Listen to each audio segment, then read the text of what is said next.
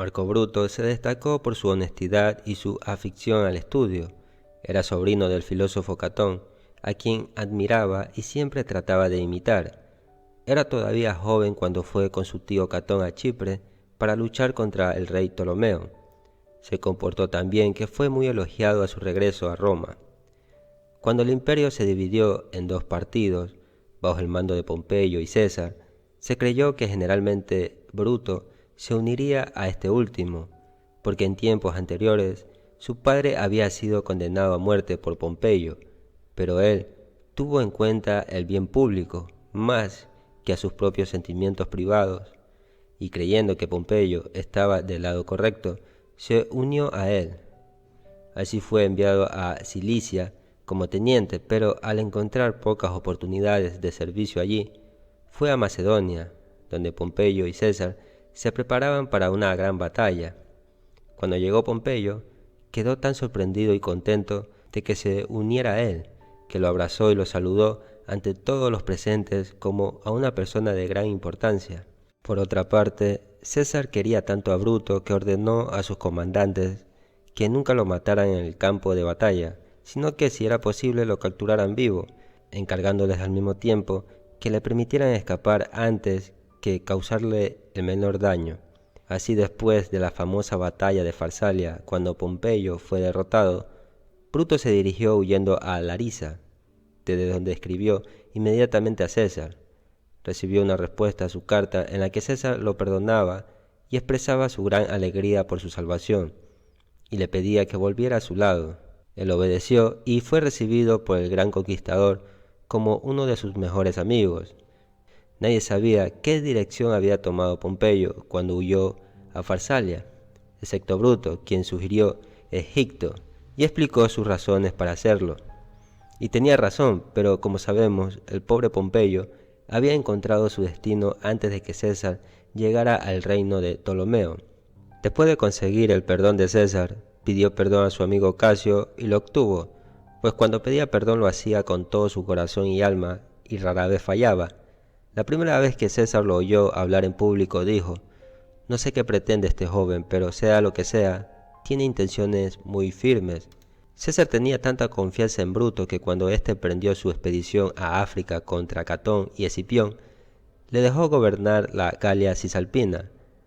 Bruto demostró ser digno de esa confianza, y cuando el conquistador regresó, se sintió complacido de ver cómo su gloria había aumentado en las ciudades que Bruto gobernaba, mientras que en otras provincias la gente se sentía miserable a causa de la dureza y la crueldad de sus gobernadores. De esta manera César recompensó a Bruto nombrándolo pretor, pero con ello ofendió a Casio, que pensaba que debía haber sido el primero en ocupar ese cargo, en consideración al servicio que había prestado al Estado. De esta manera se despertó cierto malestar contra Bruto, y Casio lo trató con indiferencia durante varios meses. Fue su odio a César lo que le impulsó finalmente a buscar de nuevo la amistad de Bruto. Para aplastar al dictador, Casio sabía que difícilmente podría tener éxito a menos que Bruto, que contaba con el apoyo del pueblo, lo ayudara. Así que fue a reunirse con sus amigos y les señaló el peligro del rápido aumento del poder de César, y los envió uno tras otro, y especialmente a Bruto, para que pueda envenenar su mente contra el hombre que lo amaba y que esperaba convertirlo en su sucesor. Cuando esto se hizo, se presentó ante Bruto y se hizo amigo de él. Estaba tramando el asesinato de César y sabía que si Bruto participaba, el acto estaría justificado a los ojos de los ciudadanos. Al despedirse de Bruto le preguntó: «¿Crees estar presente en el Senado en las calendas de marzo? Porque los amigos de César tienen la intención de coronarlo rey en esta ocasión». Bruto respondió que no estaría allí. «¿Pero qué pasa si nos mandan a llamar?», preguntó Casio. «Entonces mi deber será», respondió Bruto, «no quedarme callado, sino levantarme valientemente y morir por la libertad». «¿Pero qué romano te dejaría morir?», preguntó Casio conmovido.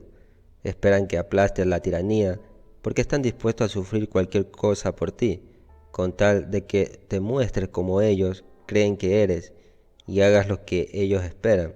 Se abrazaron y cada uno siguió su camino para entrevistarse con sus amigos. Así fue creciendo la conspiración. El Senado se reunió en un lugar especialmente propicio para los propósitos de los conspiradores, el 15 de marzo. Un pórtico contiguo al teatro en cuyo centro se alzaba una estatua de Pompeyo, frente a la cual había un semicírculo de bancos. Allí podían reunirse sin despertar sospechas y esperaban que los dirigentes de la ciudad, que seguramente estarían presentes, se adelantaran y afirmaran su libertad tan pronto como se consumara el hecho. Por otra parte, César tardó tanto en llegar al Senado que se temió que se hubiera descubierto la conspiración. Sin embargo, no fue así, sino que varios malos augurios y sacrificios desfavorables lo habían hecho desconfiar, de modo que cuando finalmente apareció, fue con la determinación de no ocuparse de ningún asunto importante en ese día. Cuando tomó asiento, reuniéndose con el Senado, los conspiradores se ubicaron en torno a su silla, que estaba justo delante de la estatua de Pompeyo. Simulaban como si tuvieran que expresar una importante petición, y según lo acordado previamente, Lucio Tilio Cimbro comenzó a interceder en favor de su hermano, que estaba en el exilio. Los demás unieron sus oraciones a las suyas, tomaron la mano de César, la besaron, también la cabeza y el pecho, y de pronto se pusieron tan violentos que César tuvo que levantarse, y Tilio agarró su túnica con ambas manos y se la quitó de los hombros. Esta fue una señal para que Servilio Casca, quien estaba detrás del dictador, actuara. Casca sacó su daga y le hirió en el cuello. La herida fue leve, y agarrando la empuñadura del arma, César gritó en voz alta en latín: «¿Qué haces, villano Casca?». Después siguieron muchos golpes y César miró a su alrededor para ver si podía escapar, pero cuando vio a Bruto apuntándole con la daga, una expresión de dolor y de reproche se dibujó en su rostro, y dejó de resistir. Se limitó a cubrirse la cabeza con su túnica, y los golpes cayeron tan seguidos y tan fuertes que los asesinos, en su afán de asesinarlo, se hirieron entre sí. Se había sugerido que también se debía eliminar a Antonio para garantizar la libertad de la República, pero Bruto no consentiría un acto tan injusto, particularmente porque creía que con la muerte de César se podría producir un cambio en un hombre tan dotado y honorable como Antonio, que contribuiría mucho al establecimiento de la libertad. Así que Antonio había sido detenido deliberadamente en la puerta por Cayo Trebonio, quien entabló conversación con él, pero cuando los senadores salieron corriendo y él oyó lo que había sucedido, pensó que su vida estaba en peligro, por lo que se disfrazó y huyó. La ciudad se llenó de gran excitación cuando se supo que el dictador había muerto, pero cuando se enteraron que no habría más derramamiento de sangre, la excitación se calmó pronto. Bruto fue al foro y pronunció un discurso que fue aplaudido por la multitud que se reunió para escucharlo. Cicerón y todos los demás oradores hablaron a favor de la paz y al final se acordó que los conspiradores no debían ser castigados, sino que su acción debía considerarse como un golpe a la libertad que debía ser recompensada. Así las provincias se dividieron entre ellos y la atención pública se centró en el funeral de César. Antonio habló a favor de un funeral público. Casio no estaba de acuerdo, pero Bruto se puso del lado de Antonio. Y esto fue un error porque una vez que los romanos vieron el cuerpo de su amado César, seguido del discurso de Antonio, levantando la túnica ensangrentada, atravesada por innumerables puñales, gritos y lamentaciones llenaron el aire y muchos exclamaron: «Abajo los asesinos, matad a los asesinos». Toda la ciudad se alborotó y se sacaron mesas y bancos de las tiendas de los alrededores y se amontonaron para tomar una pira funeraria. El cuerpo de César fue colocado sobre la pira, que luego fue incendiada, y la multitud excitada se precipitó a las casas de los asesinos para prenderles fuego. Afortunadamente fueron advertidos a tiempo para que protegieran sus casas y se escondieran. Bruto, pensando que la discreción era más importante que el valor, se escabulló de la ciudad y decidió no regresar hasta que se calmara la furia del pueblo. Mientras tanto, Octavio César, a quien el gran conquistador había adoptado y nombrado su heredero, regresó a Roma y al distribuir el dinero que el testamento había reservado para los ciudadanos, se ganó tantos favores que pronto venció a Antonio. formó un poderoso partido entre los soldados que habían servido a las órdenes de César. Una gran parte del Senado se puso de su lado y fue reforzado aún más por Cicerón, que se unió a él porque odiaba a Antonio. Entonces la ciudad volvió a dividirse en dos partidos. Muchos de los soldados vendieron sus servicios al mejor postor y se produjeron violentas disputas entre Octavio y Antonio. Bruto, sabiendo que en tal estado de cosas no podía hacer nada bueno en Roma, se fue a Atenas. Fue recibido con amabilidad y se absorbió tanto en el estudio entre los sabios de la academia que la gente creyó que se había retirado de la vida pública. Pero no fue así, porque estaba todo el tiempo haciendo preparativos para la guerra, y cuando oyó que varios barcos romanos se acercaban a la costa de Grecia, cargados de tesoros y comandados por uno de sus amigos, fue a recibirlos a un puerto marítimo. Tan grande era su poder de persuasión que se apoderó de los barcos con una gran suma de dinero que llevaban a Roma, y luego se puso a trabajar para reunir un ejército.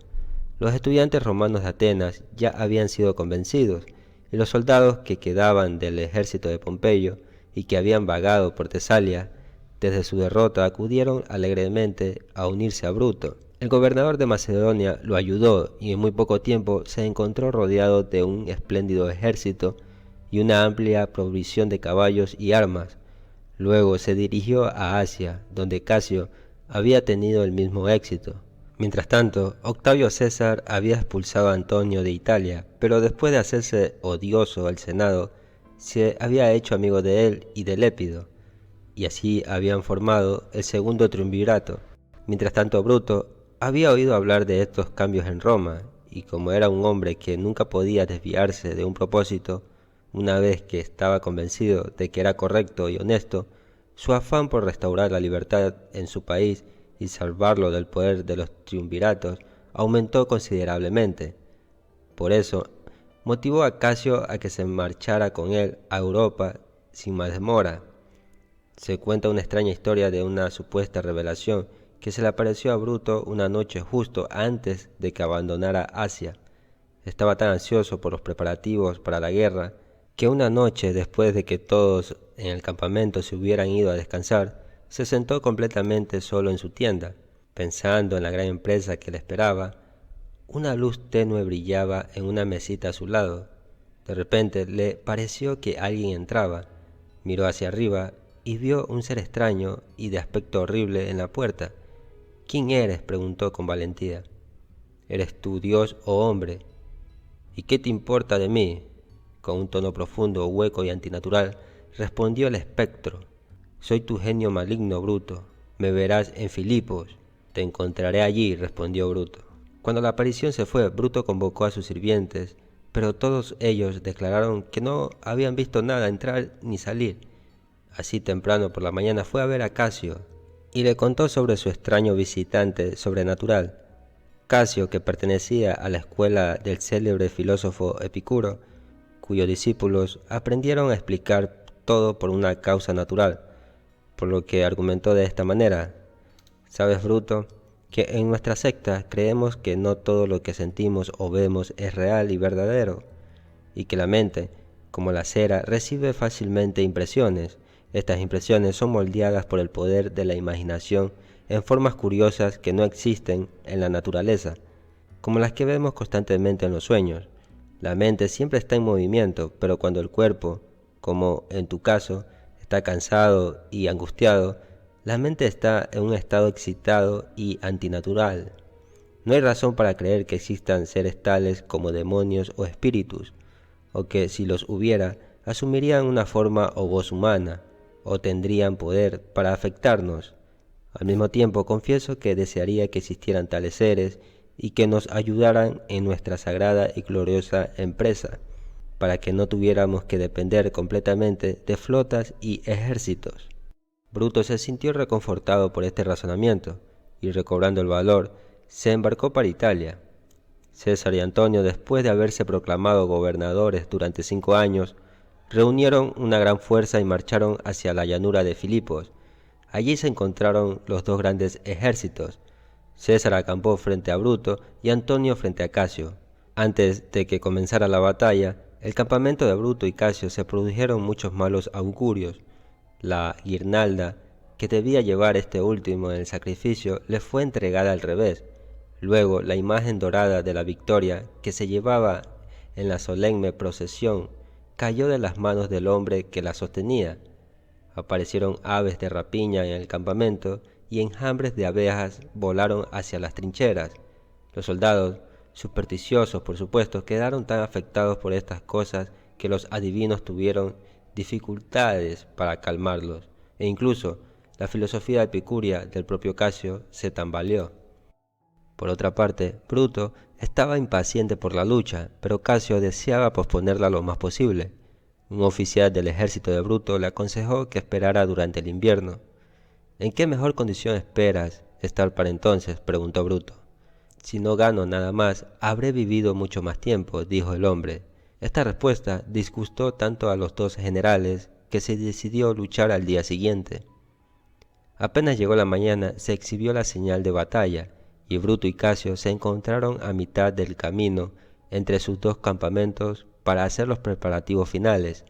Antes de separarse, Casio dijo que los dioses hagan que este día sea un éxito, pero como los acontecimientos humanos más importantes son los más inciertos, y como es posible que nunca más nos veamos, dime cuál es tu resolución sobre la huida y la muerte. Bruto respondió: cuando era más joven y menos experimentado, estaba dispuesto a condenar a Catón por suicidarse. Pensaba que era impío y poco viril hundirse bajo el golpe de la fortuna o huir del curso divino de la naturaleza. Ahora en mi caso, soy de otra opinión, y si nuestros deseos no se cumplen de esta empresa, no haré ningún otro intento, sino que moriré contento con mi fortuna. Entregué mi vida a mi patria en los idus de marzo, y desde entonces he vivido una segunda vida por ella, con la libertad y honor. Casio sonrió y abrazando a Bruto dijo: con estas resoluciones ataquemos al enemigo, pues o venceremos o no tendremos por qué temer a quienes lo hagan. Así los dos comandantes se pusieron a preparar el terreno y lanzaron el ataque. Casio fue vencido, pero Bruto salió victorioso. Habrían ganado la batalla de no haber sido por un error que provocó su ruina.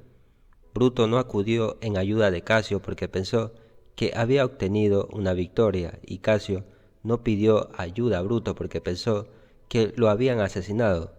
Así que Bruto, a su regreso de saquear el campamento de César, empezó a extrañarse de no ver la tienda de Casio en el lugar que había ocupado, muy por encima del resto, y algunos de sus hombres que habían estado haciendo un reconocimiento le aseguraron que algo terrible le había sucedido a Casio. Así que reunió a sus hombres y marchó en ayuda de su amigo. Encontró el campamento desierto y Casio muerto, pues confundiendo a un grupo de sus hombres con el enemigo, había hecho que uno de sus esclavos lo matara cuando los vio acercarse rápidamente a su campamento después de su derrota. Bruto lloró cuando vio el cuerpo de Casio y lo llamó el último de los romanos, porque dijo que Roma nunca volvería a producir un hombre de tan gran espíritu. Entonces Bruto reunió a todos los soldados que quedaban de Casio y les prometió una generosa recompensa por lo que habían perdido. Mientras tanto Antonio, al enterarse de la muerte de Casio, esperó con impaciencia el amanecer y regresó con todas sus fuerzas al campo de batalla, mostrando el máximo interés en no perder el tiempo. El motivo fue el siguiente: durante la batalla terrestre del día anterior se había producido una batalla en el mar, en la que la flota de Bruto había derrotado a la de Antonio. Bruto aún no tenía conocimiento de este enfrentamiento y el deseo de Antonio era atraerlo a otra batalla antes de que él lo hiciera. Además sabía que Bruto difícilmente consentiría en un segundo conflicto en ese momento si se enteraba del éxito de su flota, porque así podía obtener un amplio suministro de provisiones y tendría las mejores posiciones tanto en tierra como en mar. Sin embargo, Bruto condujo a sus hombres a la batalla. Demostró ser un general experto y un soldado valiente, decidido a no ahorrarse ningún peligro si podía obtener la victoria. Muchos hombres valientes murieron defendiéndolo, y un tal Lucilio, al ver una partida de caballos enemigos galopando a toda velocidad hacia Bruto, se interpuso en su camino, y cuando fue capturado, les dijo que era Bruto. Estos le creyeron e inmediatamente enviaron un mensajero para decirle a Antonio que había capturado a Bruto. Así Antonio salió a recibirlos porque estaban tan contentos que no podían esperar, y todos los soldados que oyeron que Bruto venía se reunieron para verlo. Lucilio avanzó con valentía y dijo: «Ten la seguridad, Antonio, de que ningún enemigo ha capturado ni capturará a Marco Junio Bruto. He venido aquí por una trampa hecha a tus soldados y estoy dispuesto a sufrir cualquier castigo que consideres apropiado infligir». Todos se quedaron estupefactos, pero Antonio, volviéndose hacia los que le rodeaban, dijo: «Veo, camaradas, que se sienten mal por haberos engañados de esta manera, y os sentís perjudicados por ello, pero dejadme deciros que han conseguido un botín mejor del que buscáis, pues buscabais un enemigo, pero me habéis traído un amigo. Si me hubieras traído vivo a Bruto, no sé cómo lo había tratado, pero de esto estoy seguro: es mejor tener a hombres como Lucilio como amigos que como enemigos». Habiendo dicho esto, abrazó a Lucilio, que desde entonces fue su fiel amigo. El ejército de Bruto sufrió una derrota total, pero logró escapar con algunos amigos y pasó la noche en una cueva. Al amanecer, uno de los amigos dijo: «No podemos permanecer aquí más tiempo, porque no es seguro. Debemos huir». «Sin efecto», dijo Bruto levantándose, «no con los pies, sino con las manos». Luego estrechó la mano de cada uno de sus compañeros y les dijo: «Es una gran satisfacción para mí que todos mis amigos hayan sido fieles. Si estoy enojado con la fortuna, es por el bien de mi país. En cuanto a mí, soy más feliz que mis vencedores, porque dejaré tras de mí esa reputación de virtud que ellos, con toda su riqueza y poder, nunca adquirirán. Siempre se dirá de ellos que eran un grupo de hombres abandonados, que destruyeron a los virtuosos por el bien del imperio, al que no tenían derecho». Entonces rogó a cada uno de sus amigos que velaran por su propia seguridad, y llevándose aparte con Estratón, que era uno de los más antiguos y queridos, se abalanzó sobre la punta de su espada y se suicidó. El cuerpo de Bruto fue encontrado por Antonio, quien ordenó que lo envolvieran en un rico manto de púrpura. Después de quemarlo, las cenizas fueron colocadas cuidadosamente en una urna y enviadas a la madre de Bruto. Al enterarse de la noticia, la esposa de Bruto se quitó la vida.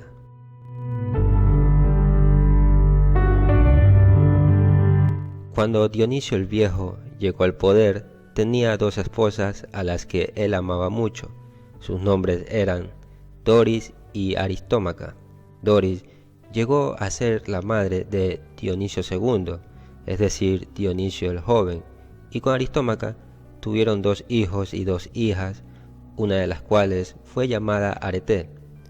Esta constelación dio lugar a una rivalidad entre los hijos de estas 2 esposas, por lo que Dionisio II era el mayor, y por tanto estaba predestinado a ser el sucesor de su padre, y sus 2 medios hermanos más jóvenes, Hiparino y Niceo, solo podían aspirar a participar en el gobierno, y el que les ayudaba en esta situación era su tío Dion, que es el tema de esta biografía. Dion era hermano de Aristómaca, por lo tanto tenía buena relación con su cuñado Dionisio el Viejo. Lo quería tanto que ordenó a su tesorero que le proporcionara todo el dinero que necesitara. Pero Dion era demasiado virtuoso como para aprovecharse indebidamente de tal generosidad, así que le permitió dedicar su tiempo al estudio y se convirtió en un hombre de gran talento. Además, indujo a Dionisio a invitar a Platón a Siracusa, y como sabemos, Platón era el gran pensador ateniense. Lo instruyó con respecto a la filosofía, y bajo de tan buena influencia, Dion mejoró en todos los aspectos educativos. Era considerado uno de los eruditos más distinguidos de Platón, y quedó tan impresionado por las doctrinas del filósofo que quiso que Dionisio también se beneficiara de ellas. Así que lo persuadió para que asistiera a alguna de las conferencias, pero a Dionisio no le agradaba oír elogiar virtudes que no le importaban en absoluto. Platón le dijo que solo los justos podían ser felices y que los injustos estaban destinados a ser miserables.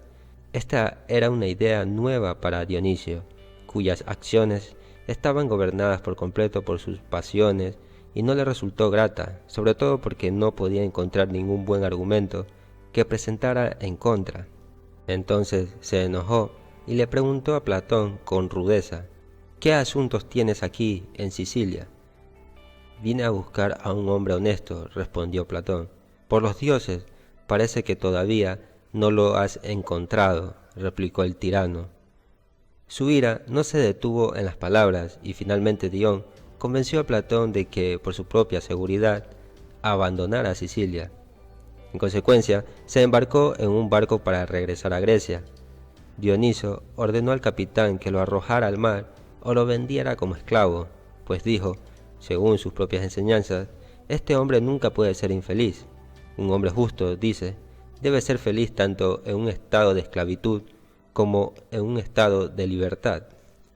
Finalmente el capitán llevó a su pasajero a Egina y lo vendió allí por 20 libras, pues los habitantes de ese lugar, estando en guerra con los atenienses en ese momento, habían decretado que cualquiera de ellos que fuera capturado en su costa debería ser tratado de esa manera.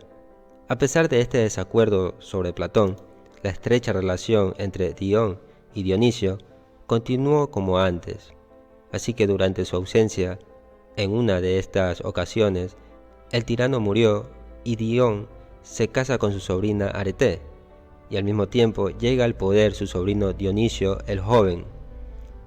El joven Dionisio era un hombre menos capaz que su padre y no tenía ni juicio ni experiencia, por lo que se dejó gobernar por los cortesanos, quienes lo llevaban a toda clase de alegría y disipación, y sobre todo en contra de los consejos de Dion, quien habiendo regresado de Siracusa, hizo lo que pudo para dirigir al joven adecuadamente.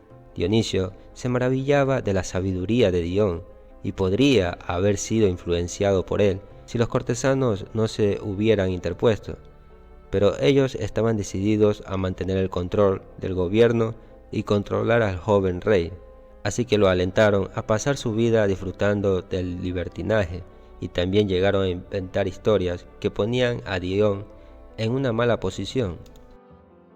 Y con un tirano que se dedicaba su tiempo al placer, el gobierno se debilitó mucho, y esto apenó tanto a Dion que persuadió a Dionisio para que invitara a Platón a Sicilia y se pusiera bajo su dirección. Al principio prestó poca atención a lo que Dion decía, pero a medida que pasaba el tiempo y las máximas de Platón se le repetían y le eran muy claras, empezó a impacientarse por ver al hombre que exponía ideas tan novedosas y maravillosas, así que escribió 2 o 3 cartas invitando al filósofo a que fuera a Siracusa. Dion y otros hombres sabios se sumaron a las súplicas y Platón, con la esperanza de hacer el bien al joven tirano, finalmente accedió. Uno de los carros reales, ricamente ornamentado, se paró en la orilla del mar para recibirlo cuando desembarcó, y después de darle la bienvenida, Dionisio ofreció sacrificio a los dioses en reconocimiento de la gran felicidad. Durante algún tiempo todo fue bien y los ciudadanos estaban encantados con los cambios que se habían producido, pues su tirano se volvió amable y gentil, prestaba atención a los asuntos de negocios, daba banquetes decentes y respetables, y ya no pasaba borracho como solía hacer, y todos comenzaron a razonar y a discutir sobre cuestiones de interés público, e incluso el propio palacio se llenó de estudiantes. Pero esta situación no iba a durar mucho, pues cuanto más se hacía mayor la influencia de Platón, más alarmados estaban los cortesanos por el efecto que podría tener sobre su tirano.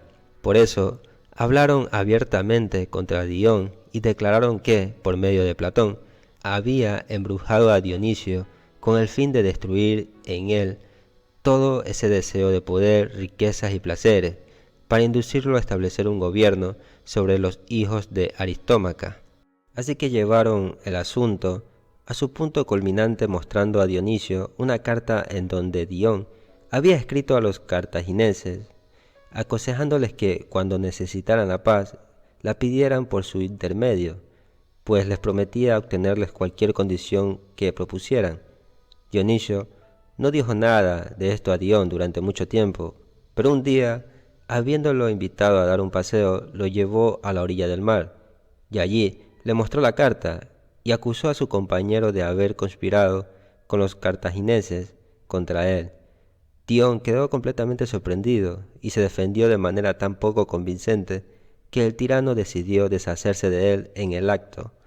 Por lo tanto, ordenó a sus asistentes que lo llevaran a un barco que estaba anclado en el puerto cercano, y después tuvo que desembarcar en la costa de Italia. Dion era el favorito de la casa real, y hubo fuertes lamentaciones cuando se conoció su destino, pero Dionisio declaró que no había sido desterrado, sino solo enviado fuera por un tiempo limitado, y por su propio bien. No reveló la verdadera razón de su conducta con respecto a Dion, pero tranquilizó a sus parientes dándoles permiso para cargar 2 barcos con los sirvientes y los efectos del destierro y enviárselos. Dion era un hombre rico y la cantidad de objetos costosos y lujosos que sus amigos le enviaban le permitieron equipar su casa con gran esplendor. Con el tiempo se estableció en Atenas y el pueblo se preguntaba cuál sería el poder de un tirano cuando un exiliado de su reino podía hacer tal ostentación de riquezas. Después Dionisio trasladó a Platón al castillo, con el pretexto de rendirle honores, pero en realidad lo hizo para que no siguiera a Dion y contara al mundo cómo había sido desterrado. Dionisio tenía otra razón para querer retener a Platón con él, y era que se había encariñado con él y con el estudio de la filosofía bajo su dirección. Pero pronto estalló una guerra y se vio obligado a dejarlo ir. Mientras tanto, Dion se estaba volviendo muy popular en Atenas, así como en otras ciudades griegas, y a menudo se le concedían honores públicos simplemente por el amor y la admiración que inspiraba. Esto enfureció a Dionisio, que confiscó las propiedades del exiliado y ya no le envió más dinero. Luego, temiendo que Platón hablara mal de él entre los filósofos, reunió a varios hombres sabios en su corte y trató de aparecer como un erudito ante ellos. Sin embargo, pronto se dio cuenta de que necesitaba a Platón para que lo ayudara a sostener sus argumentos, por lo que envió a un mensajero para rogarle que regresara a Sicilia, y escribió una carta en la que decía que Dion no podía esperar favores de él a menos que Platón consintiera. La esposa y la hermana de Dion también escribieron, implorando a Platón por su bien que gratificara al tirano.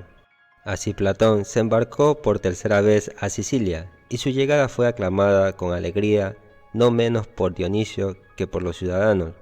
Poco después Platón empezó a hablar de su amigo Dion y trató de que el tirano dijera lo que pensaba hacer por él, pero Dionisio siempre cambiaba de tema. Esperaba que con el tiempo Platón dejara de pensar en Dion por completo. Mientras tanto, un seguidor de Platón predijo un eclipse de sol, y como sucedió exactamente cuando él lo había dicho, el tirano lo recompensó con un talento de plata. Entonces, un filósofo llamado Aristipo, bromeando, dijo que también él podía hacer una predicción asombrosa. Cuando le rogaron que le hiciera, dijo: «Anuncio que en poco tiempo Platón y Dionisio se volverán enemigos». Al seguir vendiendo las propiedades de Dion, Platón se indignó tanto por esto que decidió abandonar Sicilia inmediatamente, y uno de sus amigos le proporcionó un barco, pero Dionisio, queriendo ablandar los sentimientos de Platón hacia él, le ofreció algunas grandes atenciones antes de partir. En una de ellas le dijo: «Sin duda, Platón, cuando estés en casa de los filósofos a menudo harás de mis faltas el tema de tu conversación».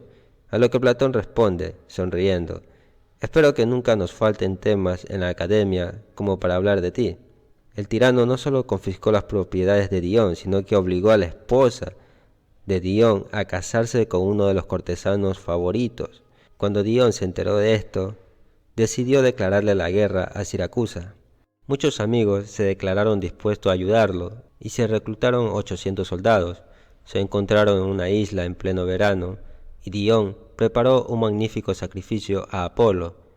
Después hubo un eclipse de luna que asustó terriblemente a los soldados, pero Dion, que comprendía las causas naturales de tal acontecimiento, hizo que uno de sus adivinos explicara que el espléndido reinado de Dionisio se eclipsaría tan pronto como llegaran a Sicilia. Dion se embarcó con todos sus hombres en 2 naves y tuvo la suerte de desembarcar en Siracusa cuando Dionisio estaba ausente en Italia. Hubo gran agitación en la ciudad cuando se supo de su llegada, pero él tuvo cuidado de mantener la calma. Timócrates, que se había casado con la esposa de Dion, envió un mensajero a Italia con una carta informando al tirano de lo sucedido. Al pasar por Regio, el mensajero se encontró con un conocido que llevaba a casa parte de un sacrificio. Le ofrecieron un trozo de la carne, lo aceptó y continuó su rumbo.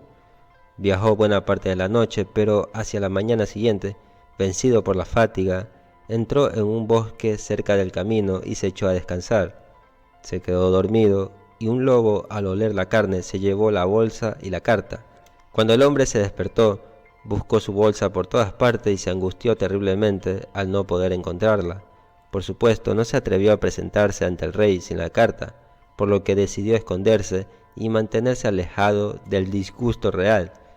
Dionisio no tuvo noticias de la llegada de Dion a Siracusa durante mucho tiempo, y cuando por fin le llegó la noticia, se apresuró a regresar a su patria por mar, y llegó sano y salvo a la ciudadela, pero esto ocurrió una semana después de que Dion hubiera declarado a los sicilianos libres del yugo del tirano.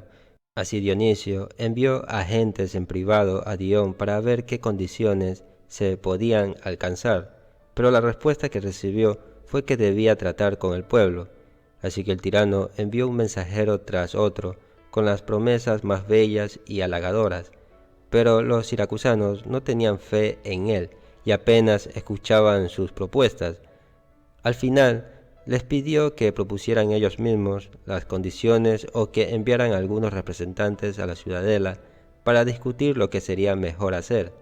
Los siracusanos consintieron, pero sus agentes fueron capturados y encerrados por el tirano.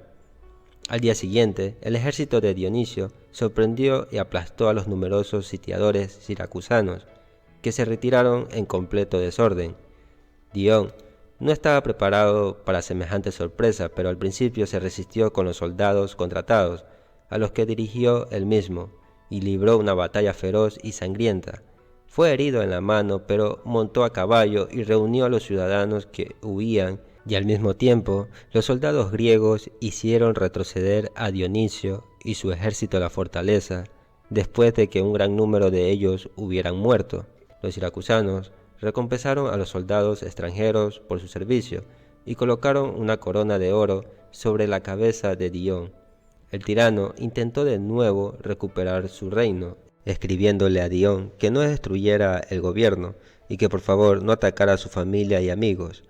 Dion fue lo bastante honesto como para mostrar esta carta a los siracusanos, pero en lugar de admirarlo por ello, comenzaron a sospechar que realmente pudiera tomar alguna medida desesperada por el bien de su esposa y su hijo. Entonces comenzaron a buscar otro líder, y oyeron con alegría que Heráclides, un soldado que entonces estaba desterrado y que en otro tiempo había tenido un importante mando al servicio de Dionisio, estaba de camino a casa. Apenas llegó, se convocó una asamblea y fue elegido comandante de la marina. Heráclides fingió ser amigo de Dion, pero en secreto era un enemigo y trató de todos los medios posibles de perjudicarlo ante los ciudadanos.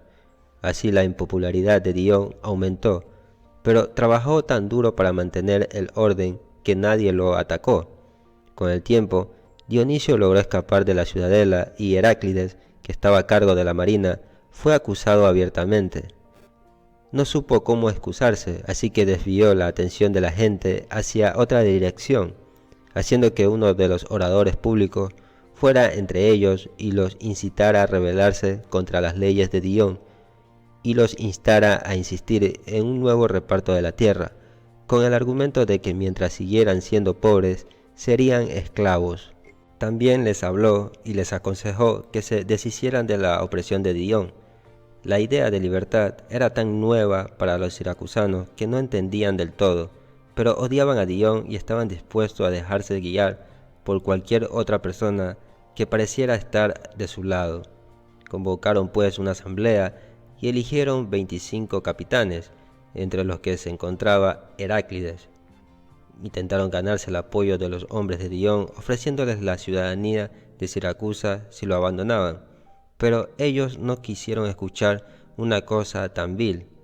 Fueron a ver a Dion y con las espadas en la mano lo pusieron en medio de ellos y lo sacaron de la ciudad. Después de esto, Dion tuvo que viajar a Leontini, donde fue recibido con honores, pero de nuevo llegó un momento en que los siracusanos querían recuperar a Dion, y ocurrió de la siguiente manera.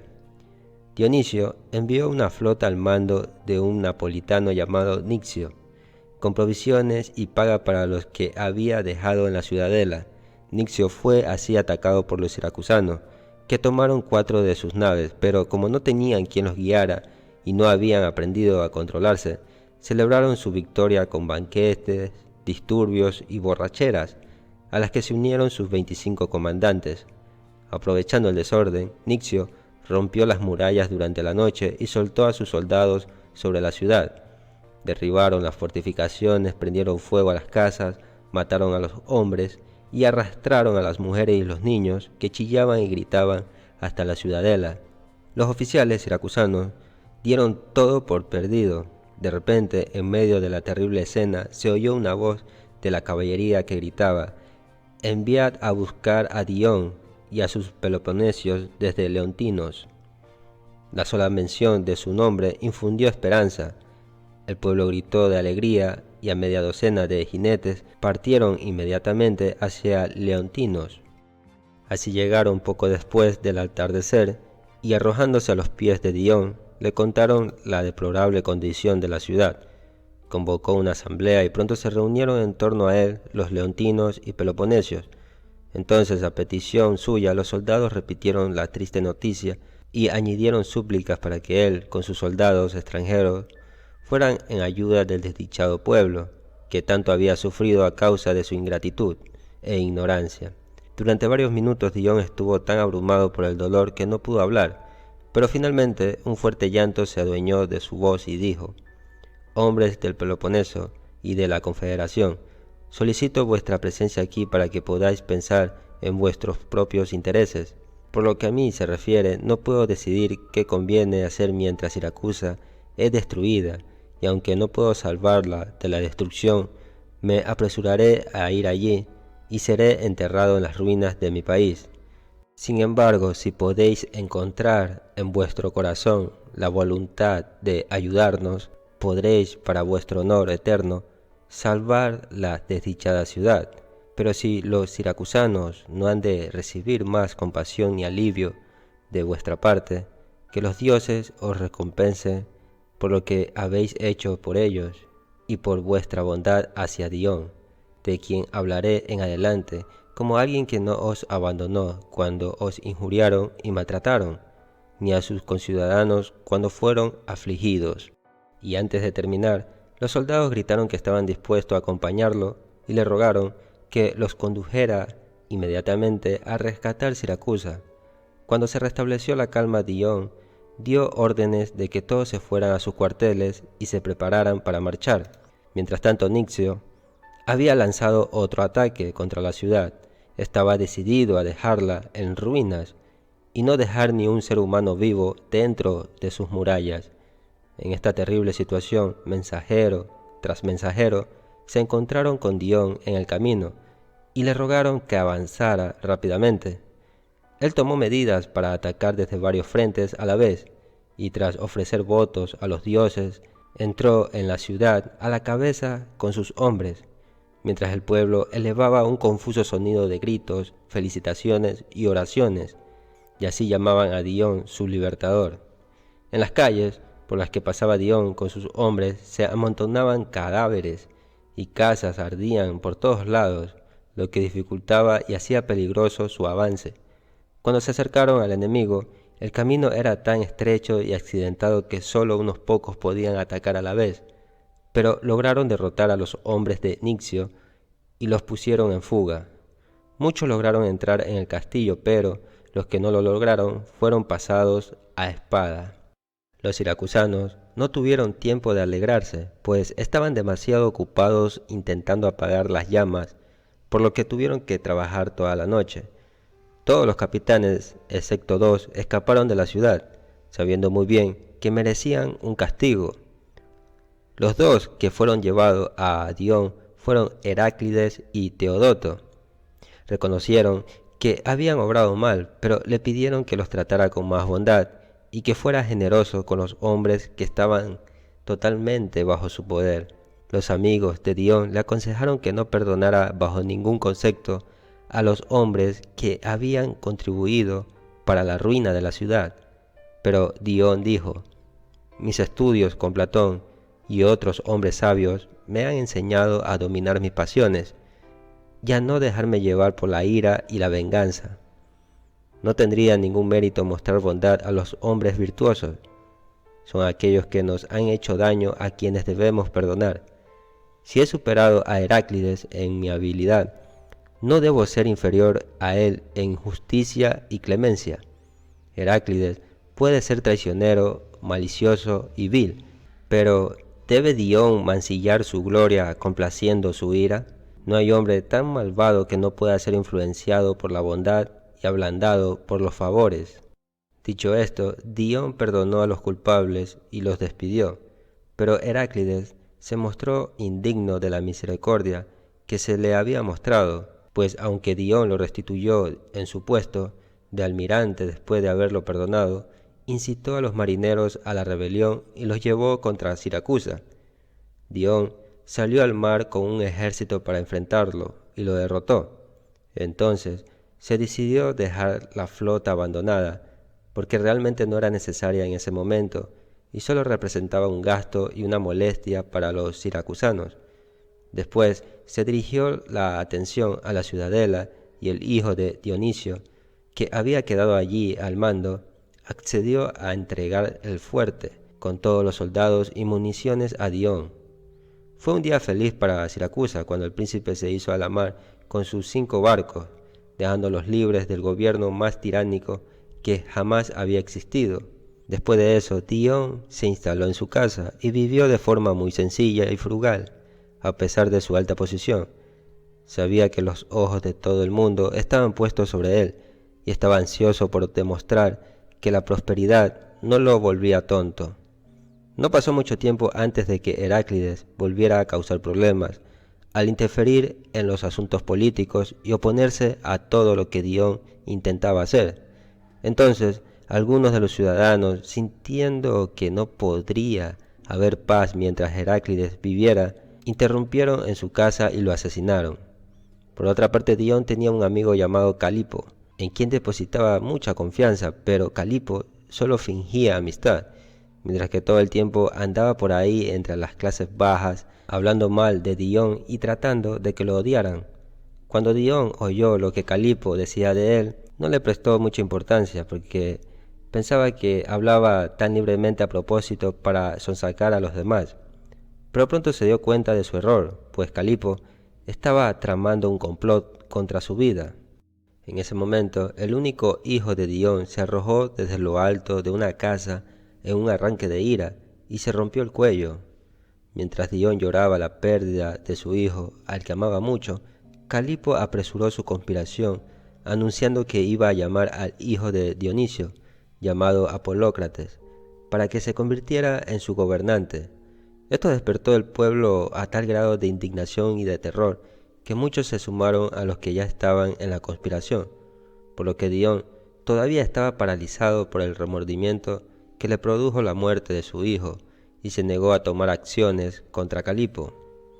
Así una noche, cuando Dion estaba cenando con varios de sus amigos, los conspiradores rodearon la casa y cerraron las ventanas y las puertas y procedieron a abalanzarse sobre Dion y lo arrojaron al suelo e intentaron asfixiarlo. En ese momento sus amigos solo pensaban en su propia seguridad y no intentaron ayudarlo. Inmediatamente alguien entregó una espada corta espartana y lo apuñalaron hasta matarlo. Calipo tomó entonces el gobierno de Siracusa en sus manos, pero fue odiado y despreciado por todos. Ninguna ciudad que visitó lo recibía y finalmente fue asesinado por sus propios soldados con la misma espada que se había usado para matar a Dion. En cuanto a las comparaciones, podemos señalar primero que ambos personajes estaban instruidos en lo que es la filosofía y el estudio de la virtud. Dion como discípulo directo del filósofo Platón y Catón como un gran modelo ante los ojos de Bruto, y además los dos odiaban la tiranía. Como se había mencionado en la biografía de Dion, él estaba emparentado con el tirano Dionisio el Viejo. Sus relaciones con la tiranía fue de manera directa, ya que Dion continuaba prestando sus servicios a la tiranía una vez muerto Dionisio I, y así se convirtió en el consejero indispensable de Dionisio el Joven. Pero su empeño por instruir al joven con la ayuda de Platón fue un fracaso, pues ni el mismo Platón consiguió convertir al tirano en filósofo, ni Dion pudo evitar sufrir el exilio y la pérdida de influencia en la corte. Así que desde el exterior preparó un ataque contra su protector, aportó para la guerra con su propio dinero y consiguió la libertad de Siracusa. Está claro que él consiguió las armas, los barcos y la fuerza militar, así como amigos y colaboradores para la empresa.